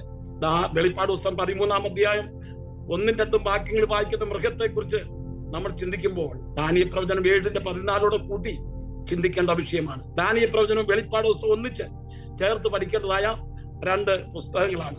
ദൈവത്തിന്റെ സ്തോത്രം. നിലയെങ്കിൽ പൗരോഹിത്യത്തെ കാണിക്കുമ്പോൾ അതേ അരക്കച്ച, സേവനത്തിന്റെ പ്രതീകമായ അരക്കച്ചയല്ല ഇപ്പോൾ ധരിച്ചിരിക്കുന്നത് എന്ന് മനസ്സിലാക്കുക. ന്യായം വിധിക്കുന്ന കർത്താവാണ്. അവൻ നീതിയോടെ ന്യായം വിധിക്കും. തെറ്റ് ചെയ്തിട്ട് വന്നാൽ നമ്മൾ സൂക്ഷിക്കണം. അതുകൊണ്ടാണ് അയോഗ്യമായി അപ്പം തിന്നുകയോ കർത്താവിന്റെ പാനപാത്രം കുടിക്കുകയോ ചെയ്യുന്നവനെല്ലാം കർത്താവിന്റെ ശരീരവും രക്തവും സംബന്ധിച്ച് കുറ്റക്കാരായി തീരും. ദൈവമക്കളെ, ഈ തിരുവത്താഴ് ശുശ്രൂഷയൊക്കെ നടത്തുമ്പോഴല്ലോ വളരെ ശോധന ചെയ്ത് ശുദ്ധീകരണം പ്രാപിച്ചു വേണം, വിശുദ്ധ കൈകൾ കൊണ്ട് വേണം നമ്മൾ ആ അപ്പം എടുക്കാൻ, വിശുദ്ധ കൈകൾ കൊണ്ട് വേണം ആ പാനപാത്രം കുടിക്കാൻ. അതേ, കർത്താവിന്റെ ശ്രേഷ്ഠദാസൻ പാസ്റ്റർ PM ഫിലിപ്പ് ഒരിക്കൽ കഞ്ഞിക്കുഴിയിൽ പ്രസംഗിച്ചപ്പോൾ ഞാൻ ആ യോഗത്തിലുണ്ടായിരുന്നു. ഒരു സഭായോഗത്തിന് തിരുവത്താഴ് നടക്കുമ്പോൾ ഒരു ജഡികനായ മനുഷ്യൻ ആ സഭയിൽ കൂടിക്കൊണ്ടിരിക്കുന്നതാണ്. അത് അല്പം പ്രശ്നം ഉണ്ടായപ്പോ പട്ടിയെ വിളിച്ചോണ്ട് വന്നു. പട്ടി ഉമ്പോ എടുത്തോളാൻ പറഞ്ഞു. ഏതാ തിരുവത്താഴ്. അന്ന് അദ്ദേഹം മരിച്ചു താഴെ വീണു. ദൈവത്തിന് സ്തോത്രം. കേട്ടോ, ദൈവത്താരത്തെ കുറിച്ച് ഒരു അഗണ്യമായി വിചാരിച്ചുകൊണ്ട് പട്ടി മുമ്പ് എടുത്തു കേട്ടോ. അല്ല, അദ്ദേഹം പറഞ്ഞത് അന്നേരം വീണെന്നുള്ളതല്ല, അന്നേരം തൊട്ടത് അദ്ദേഹത്തിന് ഭ്രാന്തായി. അദ്ദേഹത്തിന് ജീവകാലം മുഴുവൻ ഇങ്ങനെ മുമ്പ് എടുത്തു എന്ന് പറഞ്ഞ് നടക്കായിരുന്നു. ഞാൻ പറഞ്ഞ ദൈവത്തിന്റെ ശിക്ഷ ഒരിക്കലും വെക്കരുത്. യേശു നമ്മുടെ മധ്യത്തിൽ നമ്മൾ തിരുവത്താഴ് ശുശ്രൂഷ നടത്തുമ്പോൾ, ആരാധിക്കുമ്പോൾ, ഏത് പൊന്നകൾക്ക് നടുവിൽ നിലയെങ്കി മഹാപുരോഹിതനായി മാറത്ത് പൊൻകച്ച കെട്ടി നമ്മുടെ സഭയിൽ കൂടെ ഉലാവിക്കൊണ്ടിരിക്കുന്നു. അത് നമ്മൾ ഓർക്കണം. ഇനി അടുത്തത്, അതിന്റെ അടുത്ത വാക്യം എന്താണ്? അവന്റെ തലയും തലമുടിയും വെളുത്ത പഞ്ഞു പോലെ. വായിച്ചേ, 14ാമത്തെ വാക്യം വായിച്ചേ. സകല വംശങ്ങളും ജാതികളും ഭാഷക്കാരും അവനെ. അല്ല മോളെ, 1-ാം അധ്യായം നമ്മൾ വെളിപ്പാട് പുസ്തകത്തിലേക്ക് പോരുത്.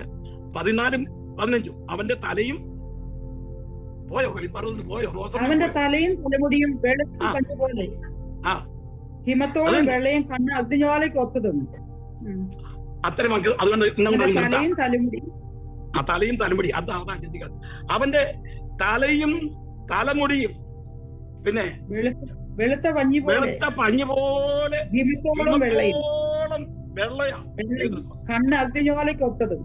കണ്ണ്. നമുക്ക് ആ ഒരൊറ്റ പദം കൂടി ചിന്തിച്ച് അവസാനിപ്പിക്കാനുള്ള സമയമുള്ളൂ.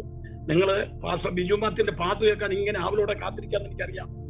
അത്ര അനുഗ്രഹിക്കപ്പെട്ട പാട്ടുകളാണ്.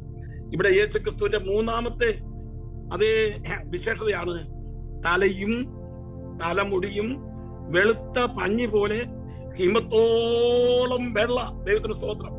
കേട്ടോ, ഇത് വിശുദ്ധിയെ കാണിക്കുന്നു. നമ്മുടെ കർത്താവായ യേശു ക്രിസ്തുവിന്റെ, ഇത് യേശു ക്രിസ്തു അവിടെ വന്നിരിക്കുന്നു ഓർക്കണം കേട്ടോ, വിശുദ്ധിയെ കാണിക്കുന്നു. അതുപോലെ തന്നെ യേശു ക്രിസ്തുവിന്റെ പുരാതനത്വത്തെയും കാണിക്കുന്നു കേട്ടോ, പുരാതനത്തെയും കാണിക്കുന്നു. ഹിമം പോലെ വെളുത്തത്. നമുക്ക് ചില കാര്യങ്ങൾ അതിനെക്കുറിച്ച് ചിന്തിച്ചിട്ട് നമുക്ക് ദാനിയേൽ പ്രവചനം 7-ാം അധ്യായം 9-ാമത്തെ വാക്യം ഒന്ന് വായിച്ചേ. ഞാൻ നോക്കിക്കൊണ്ടിരിക്കെ അവർ ന്യായാസനങ്ങളെ വച്ചു. വയോധികനായി ഒരുത്തനിരുന്ന് അവന്റെ വസ്ത്രം ഹിമം പോലെ വെളുത്തതും അവന്റെ തലമുടി നിർമ്മലമായ ആട്ടുരോമം പോലെയും അവന്റെ സിംഹാസനം അഗ്നിജ്വാലയും അവന്റെ രഥചക്രങ്ങൾ കത്തുന്ന തീയും ആയിരുന്നു. വെളിപ്പാട് പുസ്തകം 7-ാം അധ്യായം വായിക്കുമ്പോൾ 4 മൃഗങ്ങൾ കയറി വരുന്ന കാഴ്ച കാണാം. സിംഹം, കരടി, പുള്ളിപ്പുലി, ഘോരവും ഭയങ്കരവുമായ മൃഗം. അത് വിശദീകരിച്ച് പഠിക്കേണ്ടതായ വിഷയമാണ്. ഇവിടെ ഞാൻ 4 സാമ്രാജ്യങ്ങൾ, ലോകത്തിൽ 4 സാമ്രാജ്യങ്ങളുള്ളതായ കാര്യമാണ് പറയുന്നത്. 1-ാമത്തെ സാമ്രാജ്യം ബാബിലോൺ, 2-ാമത്തെ സാമ്രാജ്യം മേദ്യ പാർസ്യ, 3-ാമത്തെ സാമ്രാജ്യം ഗ്രീസ്, 4-ാമത്തെ സാമ്രാജ്യം റോമൻ സാമ്രാജ്യം. ഘോരവും ഭയങ്കരവുമായൊരു മൃഗം. അത് കഴിഞ്ഞ് അത് പിന്നീട് മുൻപോട്ട് കടന്നുപോയി ഒരു വലിയ സാമ്രാജ്യത്തെ കുറിച്ച് നമുക്ക് പഠിപ്പാൻ തക്കണം. അതിൽ നിന്ന് കഴിയും. ഇന്ന് ലോകത്തിൽ 4 സാമ്രാജ്യങ്ങളുമായി ബാബിലോൺ, മേദ്യ പർസ്യ, ഗ്രീസ്, റോമ. ഈ 4 സാമ്രാജ്യങ്ങൾ ഇന്ന് ലോകത്തിലില്ല. അത് വന്നു ദാനിയേൽ പ്രവചനം 7-ാം അധ്യായത്തിൽ, ദാനിയേൽ പ്രവചനം 2-ാം അധ്യായത്തിൽ നെബൂഖദ്നേസർ രാജാവ് കണ്ട സ്വപ്നം, തല തങ്കം കൊണ്ടും നെഞ്ചും കൈയും വെള്ളി കൊണ്ടും വയറും അരിയും താമ്രം കൊണ്ടും തുട രണ്ടും ഇരുമ്പ് കൊണ്ടും കാൽപ്പാതി കളിമണ്ണും കാൽപ്പാതി ഇരുമ്പും. ഞാൻ നോക്കിക്കൊണ്ടിരിക്കെ ഒരു കല്ല് പറഞ്ഞു വന്ന് അതേ ഈ കളിമണ്ണും ആ ഇരുമ്പ് കൂടെ ചേർന്ന പാദത്തിനടിച്ച് അത് തകർന്നു പോയി. എന്നിട്ട് ഈ കല്ല് വളർന്ന് വലിയൊരു പർവ്വതമായി. എന്നിട്ട് അതിന്റെ വ്യാഖ്യാനം പറഞ്ഞത്, ഈ രാജാക്കന്മാരുടെ കാലത്ത് സ്വർഗസ്ഥനായ ദൈവം ഒരു കാലത്ത് നശിച്ചു പോകാത്ത ഒരു നിത്യ രാജ്യത്വം സ്ഥാപിക്കും. 4 സാമ്രാജ്യം ലോകത്തുണ്ടായി. ഈ 4 സാമ്രാജ്യവും അസ്തമിച്ചു പോയി. അതിനെക്കുറിച്ചാണ് ദാനിയേൽ പ്രവചനം 7-ാം അധ്യായത്തിലും കാണുന്നത്. പിന്നെ ദൈവത്തിന്റെ ന്യായവിധിയാണ് പറഞ്ഞിരിക്കുന്നത്. ഞാൻ വയോധികനായ ഒരുത്തനെ കണ്ടു എന്ന് നമ്മൾ വായിക്കുന്നു. ദൈവത്തിന്റെ നിത്യതയാണ് ഇവിടെ ചൂണ്ടിക്കാണിക്കുന്നത്. ദൈവത്തിന്റെ നിത്യത, ദൈവത്തിന്റെ പരിശുദ്ധി, ദൈവത്തിന്റെ സ്വന്തം. വയോധികൻ എന്ന് പറഞ്ഞാൽ വയസ്സ് ചെന്നവനാണെന്നുള്ള നിലയിൽ നമ്മൾ ചിന്തിക്കരുത് കേട്ടോ. വയസ്സൻ, നമ്മുടെ കർത്താവ് വയസ്സെന്നു. 1-2 വാക്യം വായിച്ചു. മീകാ പ്രവചനം 5:2 വായിച്ചു. നീയോ ബെത്ലഹേം എഫ്രാത്തെ, നീ യഹൂദ സഹസ്രങ്ങളിൽ ചെറുതായിരുന്നാലും ഇസ്രായേലിന് അധിപതിയായിരിക്കേണ്ടുന്നവൻ എനിക്ക് നിന്നിൽ നിന്ന് ഉത്ഭവിച്ചു വരും. അവന്റെ ഉത്ഭവം പണ്ടേയുള്ളതും പുരാതനമായതും തന്നെ. ഇത് ആരെ കുറിച്ചാണ് വായിക്കുന്നത്? കർത്താവായ യേശു ക്രിസ്തുവിനെ കുറിച്ചാണ് വായിക്കുന്നത്. നീയോ ബേത്ലഹേം എഫ്രാത്തെ, ആ ജന്മത്തെ കുറിച്ച് പറഞ്ഞിട്ട് പറയാണ്, അവന്റെ ഉത്ഭവം പണ്ടേ ഉള്ളതാകുന്നു കേട്ടോ. ആ ഉത്ഭവം എന്ന് പറഞ്ഞാൽ യേശുവിനെ പിതാവായ ദൈവം സൃഷ്ടിച്ചതല്ല കേട്ടോ. സകല സൃഷ്ടിക്കും ആദ്യജാതനാണ് അവൻ. ആദ്യജാതം എന്ന് പറഞ്ഞാൽ എന്താണ് അതിന്റെ അർത്ഥം? സകല സൃഷ്ടിക്കും മുൻപേ ഉള്ളവൻ. അതൊക്കെ ഞാൻ പിന്നീട് പറഞ്ഞ് മനസ്സിലാക്കാം. ആദ്യജാതം എന്നുള്ള കാര്യമൊക്കെ പിന്നെ പറഞ്ഞ് മനസ്സിലാക്കാം. അവൻ പണ്ടേ ഉണ്ട്. അവൻ നിത്യനായ ദൈവമാണ്. ഒരു വാക്യം കൂടെ, ആവർത്തനം 33:27. പുരാതനായ ദൈവം നിന്റെ സങ്കേതം, കീഴെ ശാശ്വത ഭുജങ്ങളുണ്ട്. പുരാതനായ ദൈവം നിന്റെ സങ്കേതം. ഞാൻ ഭോപ്പാലിൽ ഒരു കൺവെൻഷന് പ്രസംഗിച്ചപ്പോഴേ ഒരു സീമോച്ചാൻ ഈ വാക്യം വായിച്ചു കേട്ടു. ഞാൻ കൺവെൻഷനിൽ പ്രസംഗിച്ചു. ഭയങ്കര ആൾക്കൂട്ടാ. സീമോച്ചാൻ മരിച്ചു പോയി. നല്ല ഒരു സഹോദരനാണ്. അദ്ദേഹം വലിയ തീഷ്ണതയോടെ നമ്മുടെ റോസമ്മയും ഏഞ്ചൽ മോളും ഇരുന്ന് വായിക്കാതിരിക്കുന്ന പോലെ ഇങ്ങനെ മുന്നേ വന്നിരിക്കുകയാണ്. വാക്യം പറഞ്ഞ ഉടനെ വായിക്കാൻ. ഞാൻ ഈ ആവർത്തന പുസ്തകം 33:27 വായിക്കാൻ പറഞ്ഞു. വേറെ ആരെങ്കിലും വായിക്കുന്നതിന് മുമ്പ് പുള്ളി ചാടി എഴുന്നേറ്റ് വായിച്ചെന്ന് അറിയാമോ? പരേതനായ ദൈവം നിന്റെ സങ്കേതം. നിങ്ങൾ ആലോചിച്ച് നോക്കി, 10,000 പേര് കൂടിയിരിക്കുന്ന കൺവെൻഷന് ശ്രീമോറ്റാൻ വായിക്കാം. പരേതനായ ദൈവം നിന്റെ സങ്കേതം, കീഴിലോ ശാശ്വതമായ ഭുജമുണ്ട്. അപ്പൊ ഞാൻ പറഞ്ഞു, നമ്മുടെ ശ്രീമോറ്റാന് അത് ഒരു കുനിപ്പ് മാറിപ്പോയിക്കൊണ്ടല്ലോ. ഞാൻ നമ്മുടെ റോസമ്മ ഏഞ്ചലിനൊക്കെ ഞാൻ അവർക്ക് ഓരോ സമ്മാനം കൊടുത്താൽ കൊള്ളാമെന്ന് എനിക്ക് തോന്നുന്നത്. ഒരൊറ്റ തെറ്റ് വായിച്ച് നിങ്ങൾ കേട്ടിട്ടുണ്ട്. ഒരൊറ്റ തെറ്റ്. ആ പരേതന്റെ എന്നുള്ള സ്ഥാനത്ത് അടിയിലൊരു കുനിപ്പൂട് വന്നു കഴിഞ്ഞപ്പോ വിഷയം ഒന്ന് മാറി. പരേതനായ ദൈവം നിന്റെ സങ്കേതം കേട്ടോ. നാളെ ഒരു അമ്മാമ്മ വായിച്ചു ഹാനോക്ക് എന്നുള്ളത്. ഹാ നോക്കേ, അത് അത് രണ്ടായിട്ടങ്ങ് വായിച്ചു. അത് അമ്മാമ്മയുടെ ശക്തി. ഹാ നോക്കേ. അയ്യോ, ഞാൻ ഓർക്കുക, അയ്യോ നാളെ ഒരു മേഴ്സി എന്ന് പറഞ്ഞൊരു കുറച്ച് മരിച്ചു പോയി. മരിച്ചു പോകേണ്ടത് പറയുന്നത്. അല്ലെങ്കിൽ എന്റെ ഈ ബൈബിൾ ക്ലാസ്സിലൊക്കെ എന്നും അറ്റൻഡ് ചെയ്യുന്ന ഈ ഡാളസിന് അവളൊരു വാക്യം വായിച്ചു. എന്താണെന്നറിയാമോ? ഞാൻ റഷ്യ ഇസ്രായേൽ യുദ്ധം പ്രസംഗിച്ചുകൊണ്ടിരുന്നപ്പോൾ നമ്മൾ 38-ാം അധ്യായത്തിൽ രോഷ് മേശക്ക് തൂബൽ ഗോഗെ ഞാൻ നിനക്ക് വിരോധമായിരിക്കുന്നു, ഞാൻ നിന്റെ താടിയെല്ലിൽ അതേ ചൂണ്ടൽ കൊടുത്തി. പിന്നെ വായിക്കുന്നില്ലേ? താടിയെല്ലിൽ ചൂണ്ടൽ കൊടുത്തി. അതിന് മേഴ്സിക്കുട്ടി വായിച്ച എന്താണെന്നറിയാമോ? ഞാൻ നിന്റെ അടിയെല്ലിൽ ചൂണ്ടൽ കൊടുത്തി. അപ്പൊ ഞാൻ എന്താ പറഞ്ഞു, മേഴ്സി വായിച്ച ശരിയാകും. കാരണം റഷ്യക്കാരന്റെ താടിയല്ല അടിയല്ലിൽ തന്നെ കൊടുക്കണമെന്നൊക്കെ പറഞ്ഞു. ഞാനത് ഭയങ്കര ചിരിയായിട്ടൊക്കെ മാറി. ഞാൻ പറഞ്ഞതേ, എനിക്ക് ഈ തെറ്റൊക്കെ വായിക്കുന്നുണ്ടല്ലോ, നമുക്ക് മറന്നു പോകാനൊക്കത്തില്ല. ഞാൻ ബോംബെയിൽ ബൈബിൾ ക്ലാസ് എടുത്ത് വന്നിരുന്നപ്പം അതേ അവളുടെ പേര് ഞാൻ മറന്നു പോയല്ലോ, ആ മോളി. അവള് വായിച്ചാണ്. ഈ മോളിയൊന്നുമല്ല, ഇവിടെ ഇരിക്കുന്ന മോളി വരുന്നില്ല. അവള് വായിച്ചെന്തെന്നറിയാമോ? ചാടിച്ചാടി എന്റെ ബൈബിൾ ക്ലാസ് ഉത്സാഹത്തോടെ വായിക്കുന്നു.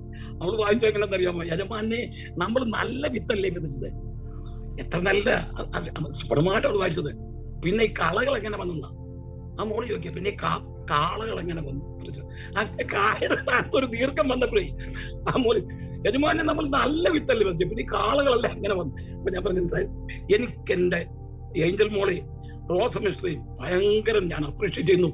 ഈ 16 ക്ലാസ് എടുത്തിട്ട് ഒരൊറ്റ തെറ്റ് വായിച്ചിട്ടില്ല. ദൈവം നിങ്ങളെ സഹായിക്കട്ടെ. പുരാതനായ ദൈവം നിന്റെ സങ്കേതം, കീഴിലോ ശാശ്വതമാകുന്ന ഭുജങ്ങളുണ്ട് കേട്ടോ. അവിടെ പുരാതനായ ദൈവം എന്ന് പറഞ്ഞാൽ പഴയ ദൈവം എന്നുള്ള അർത്ഥമല്ല കേട്ടോ. ആദിയും അന്തവുമായിരുന്നവൻ, നിത്യനായ ദൈവം, അവന്റെ നിത്യതയാണ് ചൂണ്ടിക്കാണിക്കുന്നത്. നമ്മുടെ കർത്താവായ യേശുക്രിസ്തുവിനെ ആരും സൃഷ്ടിച്ചൊന്നുമല്ല. പിതാവായ ദൈവം എന്നുണ്ടോ അന്ന് മുതൽ കർത്താവുണ്ട്. അതുകൊണ്ടാണ് യോഹന്നാൻ തന്റെ ലേഖനത്തിൽ പറയുന്നത്, ആദിയിൽ വചനം ഉണ്ടായിരുന്നു. അവിടെ വചനം എന്നുള്ളത് നമ്മുടെ യേശുവിനെ കുറിച്ച് വായിക്കുന്നത്. ഈ മത്തായി, മർക്കോസ്, ലൂക്കോസ് എഴുതിയ പോലല്ല യോഹന്നാൻ എഴുതുന്നത്. ഈ മത്തായി, മർക്കോസ്, ലൂക്കോസിൽ എഴുതാത്ത അനേക വിഷയങ്ങൾ അതേ യോഹന്നാൻ എഴുതിയിട്ടുണ്ട്. നമുക്കൊരു ദിവസം അതൊക്കെ പഠിക്കണം കേട്ടോ. അതെ, യോഹന്നാൻ അത്ര യേശുക്രിസ്തുവിന്റെ ദൈവികത്വം തെളിയിച്ചും ട്രിനിറ്റി തൃത്വം തെളിയിച്ചും എഴുതിയിരിക്കുന്ന ഒരു പുസ്തകമാണ് യോഹന്നാന്റെ സുവിശേഷം. മത്തായി, മർക്കോസ്, ലൂക്കോസ് ഇവരെഴുതിയതിനേക്കാൾ വ്യത്യസ്തമായ നിലയിലാണ് അവർ എഴുതിയത്. ഈ ട്രിനിറ്റിയെ കുറിച്ചൊക്കെ ഞാൻ വലിയ എന്നെ എതിർക്കുന്നവരോട്ടൊക്കെ ഞാൻ സംസാരിച്ച് എന്റെ മുമ്പിൽ അവരൊന്നും നേരെ നിൽക്കത്തില്ല കേട്ടോ. വളരെ തെളിവ് സഹിതമാണ് യോഹന്നാൻ തന്റെ സുവിശേഷത്തിൽ ട്രിനിറ്റി തെളിയിച്ചിരിക്കുന്നത്. യേശുക്രിസ്തുവിന്റെ ദൈവത്വം അതുപോലെയാണ് തെളിയിച്ചിരിക്കുന്നത്. ആദിയിൽ വചനം ഉണ്ടായിരുന്നു, വചനം ദൈവത്തോടു കൂടിയായിരുന്നു, വചനം ദൈവമായിരുന്നു. ആ യേശു ദൈവം ആയിരുന്നു എന്ന് പറഞ്ഞാൽ സകലത്തിനു മുൻപേ അവനുണ്ട്. പുരാതനായ ദൈവം നിന്റെ സങ്കേതം കീഴിലോ ശാശ്വതമായ ഭുജം നമുക്കുണ്ട്. അനാദിയായും ശാശ്വതവാനായും ഉള്ള നിത്യദൈവമാണ് നമ്മുടെ കർത്താവ്. മോശ ദൈവത്തോട് ചോദിച്ചു, ഞാൻ ഫറവോന്റെ കൊട്ടാരത്തിലും ആരാ നിന്നെ അയച്ചെന്ന് ഞാൻ എന്താ പറയുന്നത്? ഞാനാകുന്നു, ഞാനാ അയച്ചെന്ന് പറയാൻ പറഞ്ഞു. അതുപോലെ തന്നെ കയ്യപ്പാവിന്റെ മുമ്പിൽ യേശു എന്ന് കെട്ടപ്പെടാനായി നിൽക്കുമ്പോൾ കയ്യപ്പാവ് ചോദിച്ചു ഒറ്റ ചോദ്യം, നീ ജീവനുള്ള ദൈവത്തിന്റെ പുത്രനായ ക്രിസ്തുവോ? അതുവരെ മിണ്ടായിരുന്ന യേശു തല ഉയർത്തി, ഞാനാകുന്നു. പറയാതിരിക്കാൻ ഒക്കത്തില്ല, ഞാനാകുന്നു കേട്ടോ. ഇനിയും മനുഷ്യപുത്രൻ ദൈവത്തിന്റെ വലത്ത് ഭാഗത്തിരിക്കും. അവിടെ മനുഷ്യപുത്രൻ ഉപയോഗിച്ചിരിക്കും. ഇപ്പൊ മനുഷ്യാണ്ട് വന്നിരിക്കുക. മനുഷ്യപുത്രൻ ദൈവത്തിന്റെ വലത്ത് ഭാഗത്തിരിക്കും. അവിടെ നീ ആകാശമേഖലയെ വാഹനമാക്കി കടന്നു വരും. കയ്യപ്പാവ് പറഞ്ഞു, ഇനി ഞാനതിനായി കുപ്പായിക്കൊണ്ടിരിക്കുന്നത് വലിച്ചൊറ്റ കീറ നേതൃത്വം. കാരണം സാത്താത്തായ മഹാപുരോഹിതൻ വന്നപ്പോൾ, മഹാപുരോഹിത നിനക്ക് എന്നെ മനസ്സിലായില്ലേ? നിന്റെ പിതാവായ മോശയ്ക്ക് മുൾപ്പടർപ്പിൽ പ്രത്യക്ഷപ്പെട്ട ഞാനാകും നിന്റെ മുമ്പിൽ നിൽക്കുന്നത്. ഞാനാകുന്നവൻ ഞാനാകുന്നു, അവൻ നിന്നെ അയച്ചേക്കെന്ന് പറഞ്ഞു എന്ന് പറഞ്ഞാൽ അതിന്റെ അർത്ഥം എന്താണെന്നറിയാമോ? ആദിയും അന്തവും ഇല്ലാത്തവൻ, ദൈവത്തിന് സ്തോത്രം, അൽഫയും ഒമേഗയുമായവൻ. ആ ഞാനാ നിന്നെ അയച്ചെന്ന് പറഞ്ഞേക്കെ. അത് തന്നെ യേശുവിടെ പറഞ്ഞത്. നിന്റെ പിതാവായ മോശയ്ക്ക് മുൾപ്പടത്തിൽ പ്രത്യക്ഷനായ ഞാനാണ് നിന്റെ മുമ്പിൽ നിൽക്കുന്നത്. ഞാനാണ് ക്രിസ്തു. ദൈവത്തിന്റെ പൈതലേ, നമ്മുടെ കർത്താവായ യേശു ശാശ്വതവാനായ നിത്യദൈവമാണ്. ഒരു വാക്യം വായിച്ച് 90 സംഖ്യ 1 വാക്യം. കർത്താവേ, നീ തലമുറയായി ഞങ്ങളുടെ സങ്കേതമായിരിക്കുന്നു. കർത്താവേ, നീ തലമുറ അടുത്ത വാക്കിടെ വയ്ക്കുമ്പോളെ പർവ്വതങ്ങൾ ഉണ്ടായതിനും നീ ഭൂമിയെയും ഭൂമണ്ഡലത്തെയും നിർമ്മിച്ചതിനു മുൻപേ നീ അനാദിയായും ശാശ്വതമായും ദൈവമാകുന്നു. കർത്താവേ, നീ തലമുറയായി ഞങ്ങളുടെ സങ്കേതമായിരിക്കുന്നു. പർവ്വതങ്ങളും ഭൂമണ്ഡലങ്ങളും സൃഷ്ടിക്കപ്പെടുന്ന മുൻപേ നീ അനാദിയായും ശാശ്വതവാനായും ദൈവമാകുന്നു. അവിടെ താലമുടിയും ഹിമത്തോളം വെള്ളയും. അത് ഒന്നുകൂടെ നമുക്കത് ചിന്തിക്കാം. യെശയ്യാ 1:18 വായിച്ചേ. അപ്പൊ നമുക്ക് നിർത്താം. വരുവിൻ, നമുക്ക് തമ്മിൽ വാദിക്കാം എന്ന് യഹോവ അരുളി ചെയ്യുന്നു. നിങ്ങളുടെ പാപങ്ങൾ കടുംചുവപ്പായിരുന്നാലും ഹിമം പോലെ വെളുക്കും, രക്താംബരം പോലെ ചുവപ്പായിരുന്നാലും പഞ്ഞു പോലെ ആയിത്തീരും. നോക്കണമേ, പഞ്ഞു പോലെ ആയിത്തീരും എന്ന് പറഞ്ഞാൽ അതിന്റെ അർത്ഥം എന്താ അറിയാമോ? വിശുദ്ധിയെ കാണിക്കുന്നു. ഹിമം പോലെ തലയും തലമുടിയും ഹിമം പോലെ വെളുത്തെന്ന് പറഞ്ഞാൽ പരിശുദ്ധിയെ കാണിക്കുന്നു, വിശുദ്ധിയെ കാണിക്കുന്നു. നമ്മുടെ പാപം എത്ര വലുതാണെങ്കിലും അത് ഹിമം പോലെ വെളുപ്പിക്കും. ദൈവമക്കളെ, നമ്മൾ നാലിച്ച് നോക്കി, നമ്മൾ പിന്നെ ഓരോ പാപമൊക്കെ എടുത്ത് പൊയ്ക്കൊണ്ടിരും മനുഷ്യന്റെ. ദൈവം ഒരിക്കൽ ക്ഷമിച്ചു കഴിഞ്ഞാണല്ലോ, അത് ക്ഷമിക്കും. ദാവീദിന്റെ പാപം ക്ഷമിച്ചു. പിന്നെ അതിനെ പറ്റി പറഞ്ഞ് ദൈവം നടക്കുന്നുണ്ടോ? എന്റെ ഹൃദയപ്രകാരമുള്ളത് എന്നാ പറഞ്ഞത്. എന്റെ ഹൃദയപ്രകാരം. മനുഷ്യനാ ഒരു കൊച്ച് എന്തെങ്കിലും തെറ്റി മറ്റുള്ളവരുടെ പിള്ളേരായിട്ട് ചവിട്ടുന്നതിന് ആർക്കും ഒരു വിഷമമില്ല. എല്ലാവരുടെയും പിള്ളേരല്ലേ, അവരായിട്ട് ചവിട്ടുന്ന അവരെന്തെങ്കിലും തെറ്റ് കാണിച്ചാൽ അവരുടെ കുറ്റം പറഞ്ഞേ ഭാഷ ഒരിക്കലൊക്കെ ചെന്ന് പറഞ്ഞിട്ട് അവള് സൂക്ഷിക്കണം, അവൾ ഇന്നത് കാണിച്ചു. ഇവക്കും 2 പെൺപിള്ളേരുണ്ടേ. അവരെന്തെങ്കിലും തെറ്റ് കാണിക്കും പറയും, ഈ ഫോട്ടോ കുഞ്ഞല്ലയോ കേട്ടോ. ഇതേ തെറ്റ് തന്നെ അവളും കാണിച്ചതേ, അവരവന്റെ മക്കളെ. ഈ അമേരിക്കയിലൊക്കെ അങ്ങനെ ഈ മറ്റുള്ളവരുടെ പിള്ളേരെ ചവിട്ടിത്താക്കാൻ കയറിയ മാതാപിതാക്കളുണ്ടേ. അപ്പൊ അവർ കിടന്ന് ഇപ്പൊ കരയുക. കാരണം എനിക്കിപ്പോ അത് കേട്ടാലും കുഴപ്പമില്ല. അവരുടെ പിള്ളേര് ഇതിനെക്കാളും തോന്നിവാസം കാണിച്ചിട്ട് കുഞ്ഞല്ലേ പോട്ടെന്ന് ദൈവത്തിന് സ്തോത്രം. നിന്റെ കുഞ്ഞിനെ പോലെ മറ്റേ കുഞ്ഞിനെ കാണാൻ തക്കണം കഴിയത്തില്ലെങ്കിൽ എന്ത് പെന്തക്കോസുകാരത്തിയാ ദൈവത്തിന് സ്തോത്രം. എന്ത് പെന്തക്കോസുകാരനാ? ദൈവമക്കളെ, നമ്മുടെ കർത്താവുണ്ടല്ലോ, നമ്മുടെ പാപം ക്ഷമിച്ചാൽ ഹിമ പോലെ വെളുപ്പിക്കുന്നവൻ, പഞ്ഞി പോലെ വെളുപ്പിക്കുന്ന കർത്താവിന്റെ വിശുദ്ധി എത്ര വലുതാണ്. 2 വാക്യം കൂടെ വായിച്ച് നമുക്ക് ആ ഭാഗം അവസാനിക്കാം. തലയും തലമുടിയും എന്നുള്ള വിഷയം അടുത്ത ആഴ്ചയിൽ അഗ്നിജ്വാലിക്കത്തെ കാണുള്ളവനെ കുറിച്ചാണ്. വെളിപ്പാട് പുസ്തകം 3:7 വായിച്ചു.